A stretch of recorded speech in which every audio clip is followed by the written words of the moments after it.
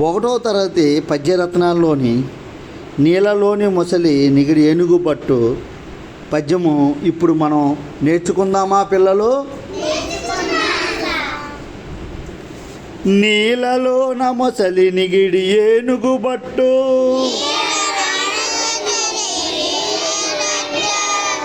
బయట కుక్క చేత భంగపడును తాన బలమే కాని తన బలిమి కాదయా విశ్వదాభిరామ వినురవేమా నీళ్ళలోన మొసలి నిగిడు ఏనుగు బట్టు బయట కుక్క చేత భంగపడును